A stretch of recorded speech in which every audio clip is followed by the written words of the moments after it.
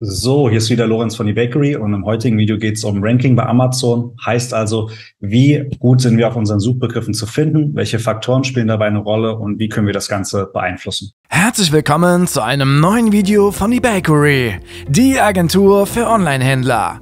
Wie ihr schon gehört habt, wird in dieser Folge der wohl wichtigste Wunsch aller Amazon-Händler, nach dem Wunsch, mehr Sales zu generieren, thematisiert. Welche Faktoren spielen wirklich eine Rolle dabei, auf welchen Rang und auf welcher Seite euer Amazon-Produkt platziert wird? Lorenz von eBakery geht für euch alle relevanten Punkte durch und erzählt euch zum Schluss, welches die effektivste Methode ist, um schnell gute Rankings aufzubauen. Bis zum Ende schauen lohnt sich also. Sollten euch jedoch noch andere E-Commerce- und Online-Marketing-Themen interessieren, dann gibt es eine kleine Neuerung auf unserem Kanal. Wir haben für euch eine Kanalmitgliedschaft für den eBakery YouTube-Kanal eingerichtet, mit der ihr für 99 Cent Mitglied werden könnt und somit Zugang erhaltet. Dazu einfach unter dem Video auf Mitglied werden klicken, dieses noch einmal bestätigen und eure gewünschte Zahlungsmethode auswählen. Damit unterstützt ihr die Produktion unserer Videos und erhaltet zeitgleich weiteren Mehrwert in Form von Videos und wöchentlichen Livestreams. Nun gebe ich aber wieder das Wort ab an Lorenz. So, genau. Also Ranking auf Amazon, was ist das eigentlich? Mit Ranking ist immer gemeint, wie gut wir auf unseren Suchbegriffen aufzufinden sind. Bedeutet, wir haben jetzt ein Produkt, sagen wir in dem Fall Schnürsenkel, ja. Wie gut sind wir auf den Begriffen, die damit in Verbindung stehen? Bedeutet also Schnürsenkel, Schnürsenkel weiß, Schnürsenkel schwarz, Schnürsenkel 1 Meter, Schnürsenkel für Damen, für Herren. Alle Begriffe, die quasi für unser Produkt relevant sind, wie gut sind wir dort auffindbar? Und dann gibt es organisches Ranking. Heißt also, wenn jemand diesen Begriff eingibt, ja, müsste überall in Deutschland jedenfalls, bei allen Leuten, wo dieses Produkt verfügbar ist, das Ranking sehr identisch sein. Der Bestseller, der Best-Ranker wäre immer auf Platz 1, also ganz oben links quasi. Ich mache dazu mal ein Whiteboard. Wenn wir uns jetzt vorstellen, dass wir hier unsere Seite haben, ja, wir machen das mal so als Zeichnung so ein bisschen und wir haben jetzt ein Keyword eingegeben, in dem Fall Schnürsenkel, ja. Bedeutet, wir haben das oben, oder der Kunde hat das eingegeben, hat das Ganze gesucht und sieht jetzt die ganzen Ergebnisse. Ja, hier sind dann verschiedene Produkte, können wir so ein bisschen einzeichnen, sieht jetzt nicht so schön aus, aber es geht auch nur ums Prinzip, ja. Haben wir jetzt hier unsere Produkte, die angezeigt werden. Ja, das geht dann die ganze Seite quasi runter durch. Ich mache es jetzt mal nicht komplett bis zum Ende, aber stellen wir uns das vor, Kunde sucht, sieht diese Ergebnisseite, im Regelfall sind es immer 4 Produkte pro Zeile und dann ungefähr so 10, 15 Zeilen weit runter. Im Normalfall sind es pro Seite quasi 50 Ergebnisse. Ja? Heißt jetzt, der Kunde gibt Schnürsenkel ein. Es gibt auf dieser Seite jetzt natürlich auch Werbeanzeigen. Ja, kann zum Beispiel sein, dass die ersten Ergebnisse, meistens ganz, ganz oben, sind gesponsert. Das heißt, das wäre jetzt quasi Werbung. Ja, hier, das könnte jetzt auch Werbung sein. Das dann auch. Ganz, ganz oft ist die erste Zeile komplett Werbung. Ja. Die Werbung, also wie diese angezeigt wird, hat jetzt mit dem Ranking an der Stelle noch nicht so viel zu tun, weil jeder dafür einfach zahlen kann. Wenn ich jetzt sage, okay, Amazon, ich möchte für dieses Keyword Schnürsenkel 5 Euro pro Klick ausgeben, dann würde ich auch ganz, ganz weit oben angezeigt werden in der Werbung. Das ist aber dann Werbung, die hat mit dem organischen Ranking nichts zu tun. Das organische Ranking wären dann quasi alle, die auf dieser Seite jetzt ohne Werbung angezeigt werden. Das heißt jetzt zum Beispiel hier drunter, das wäre Rang 1 organisches Ranking, Rang 2, Rang 3, Rang 4 und so weiter und so fort. Ja?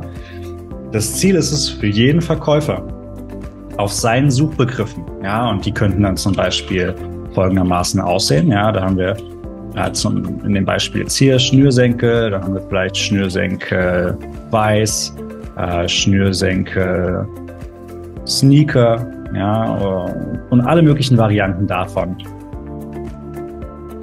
Das Ziel ist es, für alle Suchbegriffe, die für unser Produkt relevant sind, sehr, sehr gute Sichtbarkeit und dementsprechend auch sehr gutes Ranking aufzubauen. Ja, sehr gutes Ranking heißt mindestens auf Seite 1 bei diesen Suchbegriffen, im besten Fall ganz, ganz weit oben. Ja. Heißt jetzt hier, mal die Werbung weggedacht, wenn wir jetzt hier unter den ersten 4 im Ranking wären, würden wir sehr viel Sichtbarkeit bekommen. Was meine ich mit Sichtbarkeit? Ja? Jedes Keyword hat ein sogenanntes Suchvolumen. Ja? Das heißt, pro Monat, wie viele Kunden geben genau dieses Keyword, diesen Suchbegriff ein? Wenn wir jetzt nehmen Schnürsenkel, sind das ungefähr 70.000 Suchen pro Monat. Wenn wir uns jetzt vorstellen, okay, 70.000 Kunden suchen nach diesem Begriff und sehen unser Produkt ganz, ganz weit hier oben, ja, unter den ersten 4 zum Beispiel, haben wir super Sichtbarkeit. Wir werden von diesen Kunden im besten Fall angeklickt und gekauft. Wenn wir über unser organisches Ranking einen Klick erhalten und dann einen Verkauf, zählen wir das Ganze als organischen Umsatz. Jeder Amazon-Händler, fast jeder, ja, lebt und wirtschaftet seine Gewinne durch organischen Umsatz. Es ist sehr, sehr selten, dass Händler in der Werbung sehr profitabel sind. Ja, Werbung ist teuer, Werbung muss bezahlt werden. Die Kunden kaufen nicht nach einem Klick in der Werbung im Normalfall. Bedeutet, die Werbung ist jetzt gar nicht so für die Gewinne zuständig, sondern die organischen Umsätze. Ja. Aber jetzt ist die Frage natürlich, okay, wir kennen das Ziel, wir wollen hier ganz, ganz, ganz weit oben platziert werden, unter den ersten 4 vielleicht. Was müssen wir dafür tun und was spielt dabei eine Rolle? Ja. Dann gibt es sogenannte Ranking-Faktoren. Also alle möglichen Dinge, Faktoren, ja, die beim Ranking eine Rolle spielen. Ich zähle mal ein paar auf. Es gibt sehr, sehr, sehr viele. Ich würde einige aufzählen und dann sagen, welche davon meines Erachtens am wichtigsten sind. Amazon selbst macht dazu keine sehr klare Aussage, wie dieser Algorithmus funktioniert. Ja. Aber man kann sich das relativ gut vorstellen. Ja. Ranking-Faktoren sind zum Beispiel die Bewertung in der Anzahl, ja, die Bewertung in den Sternen, also wie viele Sterne hat das Produkt, ja, im Durchschnitt. Dann die Conversion Rate, also wie viele Kunden schauen sich das Produkt an und kaufen das tatsächlich. Je mehr, desto besser. Ja, ein Produkt, was sehr, sehr schnell gekauft wird im Vergleich zu den Aufrufen, ist natürlich im Normalfall ein attraktives Produkt und Amazon möchte sowas promoten. Dann haben wir noch die Return Rate, also quasi wie oft geben Kunden das Produkt zurück. Ja, Anzahl der Verkäufe im jeweiligen Zeitraum, Umsatz in diesem Zeitraum, ja. Dann haben wir natürlich auch noch Preis, der mit reinspielt, Varianten spielen teilweise mit rein und ja, was noch? Viele kleine Dinge, aber das ist, sage ich mal, das, was wir uns heute ein bisschen anschauen. Und jetzt die Frage, was sind die Kriterien, die Faktoren, die mit Abstand am wichtigsten sind? Als Amazon-Kunde würde man jetzt vermuten, okay, mir werden ganz, ganz oben im Ranking die besten Produkte angezeigt. Die besten heißt quasi die beste Qualität, bester Preis und so weiter. Für den Kunden wäre das wahrscheinlich die Vermutung, ist in der Regel aber nicht immer genau so. Ja, das Ding ist, Amazon baut natürlich die Plattform so auf, dass die Kunden happy sind, aber unterm Strich zählt für Amazon noch über, sage ich mal, der Glücklichkeit der Kunden, dass der Umsatz stimmt. Ja, Amazon ist ein großes Unternehmen und bei denen ist Umsatz und Umsatzwachstum eigentlich meines Erachtens Priorität Nummer 1. Bedeutet, Amazon interessiert es sehr, sehr stark, welche Produkte Umsatz generieren für die Plattform. Denn Umsatz bedeutet, man kann allen Aktionären natürlich Umsatzziele zeigen und Umsatzwachstum zeigen. Und je mehr Umsatz ein Produkt macht, desto mehr Amazon-Gebühren werden berechnet. Ja? Wenn wir jetzt mal überlegen, dass das für Amazon das Wichtigste ist, Umsatz, dann können wir uns eigentlich vorstellen, welche dieser Faktoren wahrscheinlich für Amazon für das Ranking die größte Rolle spielen. Und das ist Anzahl der Verkäufe und der Umsatz an sich. Beides, ja, sind die wichtigsten Faktoren. Ja. Ganz, ganz oft, wenn wir jetzt Tools nutzen, Jungle Scout, Helium 10, AMZ Scout, ja, ohne jetzt Werbung zu machen, eins von diesen ganzen Tools, werden wir meistens schon sehen bei den Keywörtern, die wir eingeben, die Verkäufer, die am meisten Geld verdienen, sind ganz oben. Ja, und das ist quasi auch ganz genauso gewollt. Ein Verkäufer, der jetzt 100.000 Euro Umsatz macht mit seinem Produkt im Monat, der gibt ja definitiv schon mal 15.000 Euro Verkaufsgebühr aus, vielleicht nochmal 10.000 Euro Fulfillmentgebühr bei Amazon, vielleicht nochmal 10.000 Euro Werbekosten. Das heißt, der bringt Amazon einen Haufen Geld ein an Gebühren, ja, und Gewinnen auch in dem Sinne und macht einen mächtigen Umsatz, der für Amazon auch sehr gut ist zu zeigen. Bedeutet, Amazon zeigt nicht die besten Produkte ganz, ganz weit oben, sondern eigentlich die am meisten Geld für die Plattform generieren. Ja? Und wenn wir das wissen, Es ist für uns ganz interessant, weil dann können wir natürlich schon überlegen, warum ist unser Ranking nicht so gut? Liegt das an den Bewertungen? Liegt es an der Conversion Rate? Haben wir zu viele Rückgaben? Das ist alles relevant. Zum größten Faktor aber zählt definitiv der Umsatz.